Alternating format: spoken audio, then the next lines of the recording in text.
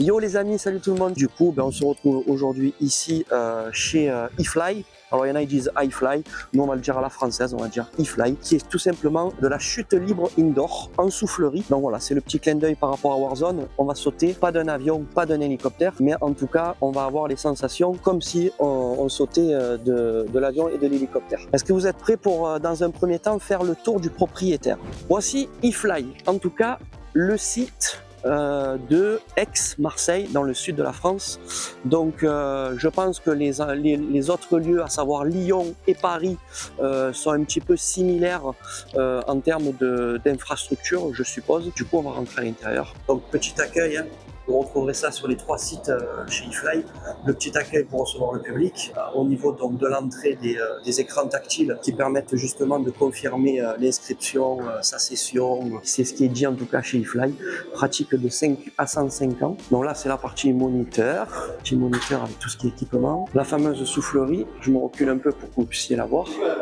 Donc en fait, c'est un gros tube avec un système de grosse soufflerie qui va permettre de reproduire la fameuse chute libre et avec les différentes sensations qu'on peut retrouver quand on saute d'un avion et qu'on fait donc des sauts en parachutisme classique. Voilà. On a quand même pensé aux personnes qui sont soft pour les sirops, les jus de fruits, tout ça, et on a le bar pour les ivrognes. Je plaisante bien évidemment, mais pour ceux qui veulent se faire le petit apéro, ainsi que les petites boissons, les petits drinks, on a une petite tribune. Ouais, donc voilà, la petite tribune aussi, pourquoi? Parce qu'il y a des compétitions sportives et bien souvent, il y a des amis, les membres de la famille qui viennent supporter donc, lors de la compétition ou tout simplement les spectateurs qui viennent voir la compétition. Donc, vous allez voir, les moniteurs, ils ont une combinaison vachement moulante, très proche du corps. À l'inverse de nous, on est sur une combinaison très ample, très large. C'est voulu tout simplement parce que déjà dans le dos, on a des poignées peut-être pour que les moniteurs puissent éventuellement nous tenir si en gros on part en cacahuète pendant la session. Alors là, on voit, c'est un moniteur qui est dans c'est un moniteur qui est dans la soufflerie là. On voit qu'en face de lui, on a l'opérateur donc aux commandes de la soufflerie. Les amis, je vais m'équiper. On a la chance donc d'avoir vu un responsable de chez eFly, du staff, qui vient gentiment donc de m'annoncer qu'il m'offrait le fly up. Le fly up, vous verrez, c'est à l'issue de la session. C'est quelque chose qui est payant. Habituellement, je le fais pas. Je l'ai fait une première fois il y a très longtemps, mais là, il me l'a offert et au moins vous verrez ce que c'est. C'est à l'issue de tous les passages. Je vais re-rentrer dans le tube avec le moniteur lors de la dernière session et sur les 30 dernières secondes, par exemple, le moniteur va m'attraper, va s'accrocher à moi et il va faire un exercice. Je vous en dis pas plus, comme ça vous allez le découvrir. Mais quand vous verrez le moniteur s'accrocher à moi, vous allez comprendre. Allez, on va aller se positionner.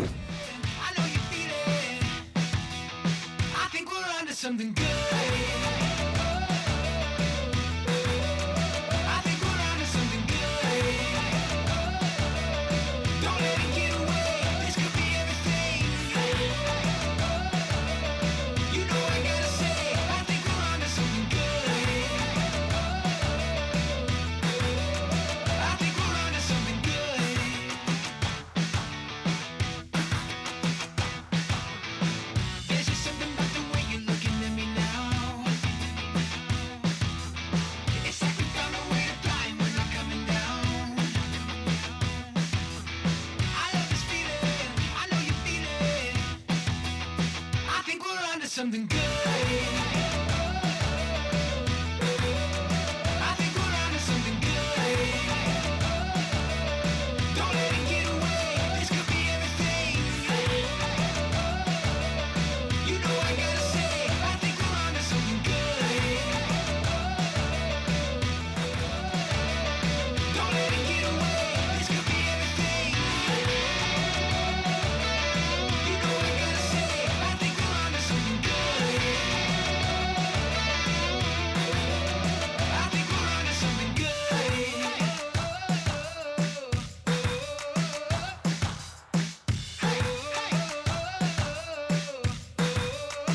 T'es bien amusé? Ouais, c'est cool, mais on dirait pas, mais c'est quand même, il y a un côté fatigue au niveau du corps. Voilà, c'est assez fatigant pour ceux qui ont capté quand je suis passé en fait. J'étais avec le moniteur, on était tous les deux à plat ventre et en fait il m'a fait pour la première fois appréhender la sensation de décrochage. C'est un trou d'air quoi. Puis en fait moi je montais et en fait lui il était en dessous et il passait sous moi. Et en fait quand le moniteur passe sous vous, forcément c'est lui qui récupère la portance de l'air et vous, vous retrouvez à décrocher en fait. On sent ce décrochage sur un court instant avant de raccrocher parce qu'il continue sa trajectoire. Donc la session c'était avec le moniteur Nino. Comme je vous ai dit, il y a toute une équipe de moniteurs tout au long donc des semaines, des mois chez eFly et en fonction des sessions que vous faites, en fonction des créneaux horaires, vous allez vous retrouver avec les différents moniteurs, tous professionnels diplômés de chez eFly. Et justement, on a Nino avec nous qui vient nous saluer. Bonjour tout le monde, salut. La question qu'on pourrait facilement se poser, est-ce que on peut comparer ça quand même à la chute traditionnelle? Alors c'est les mêmes techniques de vol, exactement pareil, sauf que là t'as un petit peu moins de vent. Donc pour s'entraîner, en l'occurrence pour le ciel, c'est super en parallèle. D'accord, ok. Mais en termes d'appréhension, de sensation, on est sur des sensations identiques. Sensation en ciel, t'as un petit peu plus d'adrénaline, je dirais. Oui, parce qu'il y a l'altitude, etc. Mais en soi, c'est exactement la même technique de chute. Et donc là, c'est vraiment ouvert à partir de 5 ans. Donc tu peux commencer à tout âge à partir de 5 ans. Donc tous les mouvements, que ce soit débutant voire même professionnel, qu'on pratique en soufflerie, on peut les pratiquer dans le ciel. Toute ta progression, tout ce que tu as fait là, ça va te servir. Donc si un jour tu veux passer ta PAC par exemple. D'accord, oui. Donc la PAC, en fait, c'est un diplôme de parachutisme qui permet de voler après en autonome, qui dure généralement sur une semaine. Il y a à peu près une douzaine de sauts, je crois. Alors il y a 7 sauts, ouais. Là, tout ce que tu as fait là pour la PAC, même pour tes brevets après, là, ça va te servir. Donc si jamais un jour tu sautes dans le ciel pour de vrai, ça te servira et tu pourras vraiment être à l'aise. Ok. Donc c'est vrai que ça peut être complémentaire. C'est complémentaire à du parachutisme classique. Exactement complémentaire. De la chute libre classique. D'accord. Bon, le seul truc, c'est qu'on va pas avoir le phénomène de météo, les variations de température, la gestion du parachute. Bon, et puis quand tu sors de l'avion, tu as le vent relatif. Donc en fait, le vent il vient de face. De face, ouais. Et puis au bout de quelques secondes de chute, le vent va venir vraiment verticaliser. Et là, tu vas te retrouver la même sensation que la chute libre en soufflerie. Oui, c'est pour ça que quand on voit des vidéos, les parachutistes, quand ils sortent de l'avion, on a cette sensation qu'ils partent en arrière. Donc toi, par exemple, à plat ventre, tu sortirais directement comme ça. D'accord. Directement face au vent. Voilà. Et petit à petit, en fait, ton corps viendrait se mettre à plat. Donc on sortirait à plat face à la trajectoire de l'avion. C'est ça, ouais. On sortirait face à la face moteur, ça s'appelle. Face à un moteur. Face moteur. On part en arrière et après on vient reprendre à plat. 7 secondes, là, t'es vraiment à plat et là, t'es dans la chute. D'accord, ok. La température en avion, au moment de sauter, est à combien comparé au sol? À la variation de température entre le sol et le... ça dépend de l'altitude, on saute à quoi? 4000 mètres? Tu perds quelques degrés, alors je sais plus exactement combien, mais 4 degrés je crois, il me semble. D'accord. Ouais, donc il y a la variation de température. T'as quelques degrés de moins quand tu sautes et quand t'es en altitude. D'accord, ok. Donc on a vu que tous les mouvements qu'on fait là en soufflerie, on peut le faire en parachutisme classique, en chute libre classique. Petite question, les moniteurs chez eFly font que de la soufflerie ou vous faites aussi on est tous venus en l'occurrence du ciel. D'accord. Vous venez tous du ciel au départ. Presque tous du ciel, ouais. D'accord. Puis t'en as même qui font de la compétition ciel, il y a Marceau qui fait de la compétition ciel. Compétition ciel, j'imagine sur l'aérodrome de Tallard, vu qu'on est dans le sud, dans les Alpes. Partout, ouais. D'accord, partout. Moi j'en fais juste pour le loisir, du para à côté. D'accord. Et ça me permet vraiment à souffler d'obtenir un bon niveau pour le ciel. D'accord. Sur le live, ils ont vu donc la personne qui avait la combinaison noire, donc j'ai dit que c'était un client, mais qui est pro flyer en fait. Pro flyer, ouais, comme toi aujourd'hui. Voilà. Donc moi effectivement à l'issue de cette session, j'ai la possibilité donc de passer, comme je vous disais, en pro flyer parce que j'ai un certain nombre de minutes de pratique et j'ai assimilé les différentes notions au niveau des mouvements. Donc je bascule en pro flyer chez eFly et du coup je vais pouvoir par la suite, si je le souhaite, pouvoir rentrer en simulateur, en soufflerie, en seul. Voilà, seul. Là, en gros, il y a 4 étapes pour la chute libre. Tu as le plat ventre, le dos, D'accord. le assis et le tête en bas. Donc nous on a validé le premier niveau. Donc voilà. Donc là tu es autonome à plat ventre. Maintenant il va falloir maîtriser le dos. C'est ça, tu peux voler tout seul à plat ventre et maintenant tu peux apprendre à voler sur le dos avec le moniteur. Avec le moniteur, voilà, c'est ça. Étape par étape. Voilà, ok. Step by step. Ouais, parce qu'après, j'imagine qu'à un moment donné, quand on maîtrise bien le ventre, on en veut toujours plus, quoi. On a tendance à se lasser. Après, là, toi, t'as presque tout vu sur le ventre. Donc là, tu peux passer sur le dos. Donc après, dès que tu sais faire le dos, il va falloir apprendre à faire une transition de plat ventre. C'est ce que j'allais dire. C'est que là, à un moment donné, il va falloir apprendre à faire une transition entre le ventre et le dos, et le dos, et revenir sur le ventre. Exactement, ouais. D'accord. En fait, tout est lié, en fait. Après, tu peux tout faire, tu peux tout assembler et vraiment faire comme ce que j'ai fait en démo. Tête en bas, du tête en haut, à plat ventre, sur le dos, vraiment tout. Ok. Et vous avez vu, donc je vous disais, je remercie encore le staff de chez eFly qui m'ont permis, m'ont fait cadeau aujourd'hui du fameux Fly Up. Le fameux Fly Up, c'est quoi? C'est en option chez eFly. C'est le moniteur qui vient simplement vous s'accrocher à vous et par un phénomène de rotation, il va vous permettre de monter au sommet du tube. Alors je sais plus combien c'est de mètres. C'est ça, c'est jusqu'à l'anneau métallique. On peut voir l'anneau métallique, c'est jusqu'à là. Et voilà, donc ça va un peu un sentiment de machine à laver, quoi, selon la vitesse où c'est fait, mais c'est fun, voilà. Combien de sauts par jour peut-on faire? Il n'y a pas de limite, je pense. Il n'y a pas de limite, Nous, on fait des sessions sur une demi-heure de 15 minutes en général, de max, donc 2 minutes 30 par session, donc 2 minutes 30 de session, 2 minutes 30 de pause. Et puis on peut voler autant qu'on veut, Il y en a qui se font des sessions, des journées à 2 heures de vol. L'avantage d'être en soufflerie, c'est qu'on gagne en temps sur les transitions de rentrer dans l'avion, remonter en altitude, tout ça, peut enchaîner les sauts. C'est ça, exactement. C'est un peu comme je comparais à une vague artificielle. D'accord. Oui, les vagues artificielles, des surfeurs, on connaît ça. Les vagues artificielles, et puis tu vois, dans la mer, vous êtes avec des conditions un petit peu plus difficiles, avec le vent, etc.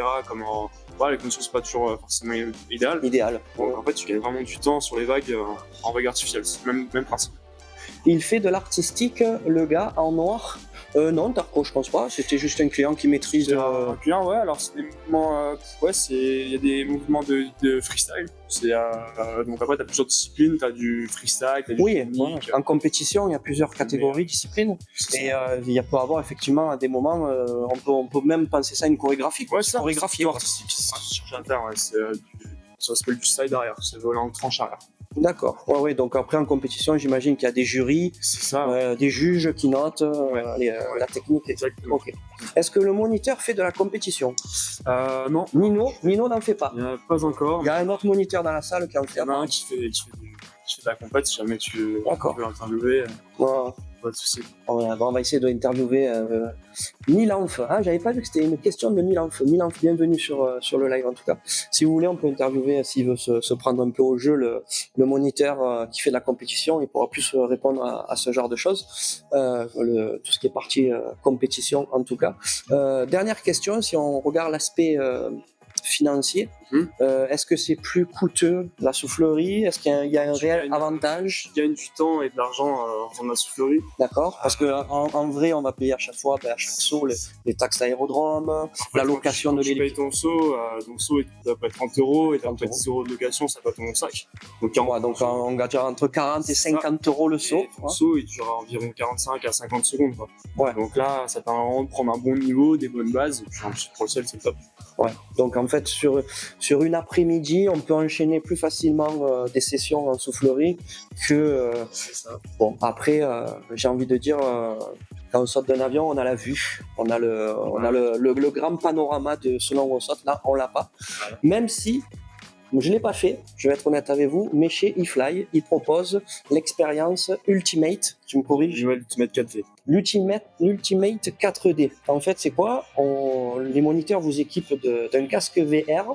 J'ai vu ça, une vidéo, si je me trompe pas, on se retrouve donc dans un avion. Dans le casque VR, on est dans l'avion prêt à sauter au-dessus de Marseille. C'est ça. Et en fait, on se jette, on rentre dans la soufflerie. Dans le casque, c'est comme si on sort de l'avion. Et après, les moniteurs nous tiennent dans la soufflerie et nous font faire des mouvements. Sauf que nous, on est dans le casque, donc au-dessus de Marseille.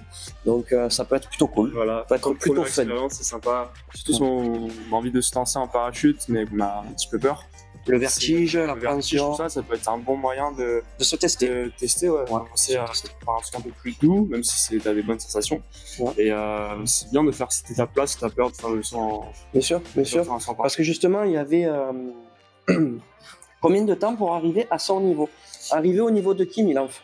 Au niveau de Nino qui est professeur, qui est prof, moniteur chez iFly, ou au niveau de la personne que vous avez vue avec la combinaison noire dans la soufflerie, juste avant? Est-ce que le parachute est personnel ou c'est une location? Non, c'est une location. Moi, je le loue, mais t'en as qui l'ont perso, ouais. Après, il faut savoir qu'en France, Sarco, il y a énormément de normes de sécurité justement sur les parachutes. Il faut savoir que l'équipement part dans un centre, il n'y a qu'un centre en France agréé pour ça, où ils testent le matériel, etc. Donc ça en fait, il faut calculer, mais il y a un certain nombre de sauts à partir duquel tu peux te permettre d'acheter ton sac. Ouais, c'est pour sauter 2 fois dans l'année, il n'y a pas d'intérêt. À un moment, c'est plus rentable d'acheter ton sac que moi, c'est plus intéressant que je le loue, par exemple. D'accord. Et si on se projette sur un aérodrome, à l'issue d'un saut, on replie le parachute avec les techniques qu'il faut, tu ressautes directement avec ce même parachute ou tu en prends un autre qui est déjà prêt. En fait. Alors, t'en as qui font ça, qui ont 2 parachutes et qui justement qui tournent, ouais. Et sinon, en l'occurrence, dans la majorité des cas, tu vas prendre ton parachute, tu vas sauter, tu vas le plier, tu vas repartir dans le prochain avion. Dès que t'es prêt, quoi. Dès que c'est prêt. Ok. Au niveau du moniteur, alors là... Du moniteur, moi j'ai à peu près 50 heures de vol. Je pense pas beaucoup, mais tu peux déjà faire pas mal de trucs. 50 heures de vol 50, 60. Aérodrome. En soufflerie. 50 heures. 50 heures, 60 à peu près. Et en ciel, j'ai 60 sauts à peu près. 60 sauts. Je fais quelques sauts. Ouais, mais entre les 60 sauts plus 50 heures de soufflerie, on commence à... Après, les sauts, ils sont qualitatifs avec la soufflerie. D'accord. Voilà. Oui, parce qu'en fait, tu travailles ta technique en soufflerie et tu le mets en application après sur tes sauts. Exactement. Et du coup, ça te permet de maîtriser le truc. Ok. Ça, et qu'est-ce qui me vient de... J'avais une question, ça m'a échappé. Ça va me revenir. À moins qu'il y en ait une autre sur le chat, mais non. Ok. Il a plein de questions. Au niveau du moniteur, non, on est bon. Oui, moniteur, quand on dit moniteur iFly, c'est quelque chose qui est reconnu en France nationalement ou c'est iFly, c'est reconnu dans le monde entier. Oui, voilà, parce que je vous ai dit effectivement qu'il y a un site sur Lyon et sur Paris en France, mais il y en a un petit peu partout dans le monde. Hein. Voilà, moi j'ai bossé par exemple à iFly Lyon, mais avec notre certification, on peut très bien bosser à iFly aux États-Unis. Donc voilà, c'est une certification pour vous qui est mondiale, internationale, mais propre à iFly. Ouais, c'est pas, je veux dire, c'est pas reconnu nationalement ou internationalement. Là, en fait, on a un CQP, donc, c'est français, et puis en plus, on a une formation qui est américaine, qui nous permet de bosser dans tout l'iFly. Ok. Allez, d'autres questions, une autre question, Tarko, Milan, profitez. Je vais essayer d'interpeller le moniteur chevronné en compétition. Non, je plaisante, bien évidemment. Mais voir s'il veut faire une petite parenthèse sur la compétition. Comment il s'appelle? Marceau, on va essayer d'aller chercher Marceau. Marceau, il n'a pas l'air timide. Ah, Marceau, il aime bien. Il aime bien? Ah, il aime bien la caméra? Ok. Alors on a bien... donc c'est Marceau, le fameux moniteur, un autre moniteur de chez iFly, qui lui fait de la compétition, donc comment dire, en altitude, on va dire ça comme ça. Je fais les deux. Voilà, donc on a bien vu l'univers de la soufflerie, mais c'est vrai que bon, on peut... Milan. La question c'était est-ce que pour le milieu compétition, la soufflerie est très utile, vachement complémentaire? Exactement, c'est vraiment complémentaire. Il y a un petit peu de différence sur les inerties. Il faut savoir qu'en parachutisme, déjà on a un sac dans le dos, donc les positions sont un petit peu différentes, les angles sont différents, parce qu'on a quelque chose qui nous... Oui, en fait, les prises de position, elles sont contraintes par le sac. Exactement. C'est pour ça que moi, du coup, j'ai entre guillemets acheté un parachute qui ne sert plus dans le ciel pour le mettre dans la soufflerie, un parachute piégé, ce qu'on appelle. Donc du coup je peux voler avec, pas s'ouvrir. Voilà, je peux du coup voler avec ça et du coup je peux m'entraîner en soufflerie pour optimiser la posture. Savoir qu'un saut en parachute c'est entre 40 et 50 secondes suivant la verticalité qu'on a, la vitesse qu'on a, donc on n'a pas vraiment le temps de s'entraîner, donc du coup c'est pour ça que la soufflerie c'est un outil qui est très, très indispensable pour la progression. Donc du coup, moi je fais la discipline freestyle dans la soufflerie juste depuis un an, vraiment jeune compétiteur. Et je fais la même chose aussi dans le ciel, c'est la même chose, sauf qu'il y a une personne en plus dans le ciel parce qu'il y a une personne qui me filme. Qui filme, parce que les juges, faut qu'ils voient la vidéo. Oui, qu'ils voient la vidéo, et puis même toi. en salle de débrief, tu te vois un peu comme ici. Il faut savoir que quand on passe dans la soufflerie, on est filmé dans la soufflerie et le temps qu'on est assis sur le banc pendant qu'il y a un autre client qui passe, un autre pratiquant dans la soufflerie, on voit notre session qu'on vient de faire, donc on peut éventuellement se corriger, voir un petit peu les postures qui ne vont pas. Ok, donc très complémentaire. Tout ce qui, vu que tu fais freestyle, tout ce qui est chorégraphie, tout ça, tu les travailles uniquement en soufflerie et tu les mets en application après en saut classique. Ouais, exactement. Ou des fois tu fais abstraction à la soufflerie. Non, c'est vraiment. Alors, il y a un peu des différences, donc les mouvements qu'on va faire ici sont pas forcément adaptables dans le ciel, mais déjà c'est un gros travail en amont. J'écris sur un papier ce que j'ai envie de faire un petit peu. On voit si c'est une chorégraphie. Voilà, une chorégraphie, si c'est applicable dans la soufflerie, aussi si c'est applicable dans le ciel. Mais aussi il y a une question de temps à gérer, donc il faut savoir si c'est possible. Ici, la facilité, c'est que je suis tout seul. Dans le ciel, c'est du travail à deux. Donc si moi j'ai beau envoyer les meilleures figures possibles, si le vidéoman il est pas là au bon moment, au bon endroit, s'il n'a pas les bons timings au moment des bonnes prises. Limite un vidéoman doit être meilleur que le performant. D'accord. Ok. Bon, c'était cool. Voilà. Question, il a combien d'heures de vol? Même question qu'Anino. Moi j'ai 80 heures de vol. 80 heures de vol en soufflerie. En soufflerie et j'ai 300 sauts en parachute. Nino avait à peu près 60 sauts, je crois. Là déjà, chez Marceau, on est à... Je veux dire, 300 sauts, si vous connaissez un peu le monde du parachutisme, c'est vraiment rien. C'est rien. Oui, je sais. 300 sauts, il y a des personnes qui sont à 1500, 2000 sauts. Non, il y a bien 10 000. Moi, la compétition que j'ai fait là, j'étais contre des personnes qui avaient 4-5 000 sauts avec 200 heures de soufflerie. Donc la concurrence, il y a même plus de concurrence à ce niveau-là. Après, c'est une question toujours pareille de disponibilité, d'avoir du temps, et après une question financière. C'est pour ça aussi, en étant moniteur, mes 80 heures que j'ai en tant que moniteur, si un client lambda ne passe pas son temps que moi je passe avec des baptêmes dans le vent, il faudrait peut-être presque pas le double, mais quasiment. Pour arriver au même niveau de pratique. C'est normal, c'est physique, c'est comme ça, on passe du temps dans le vent, et pareil dans le ciel.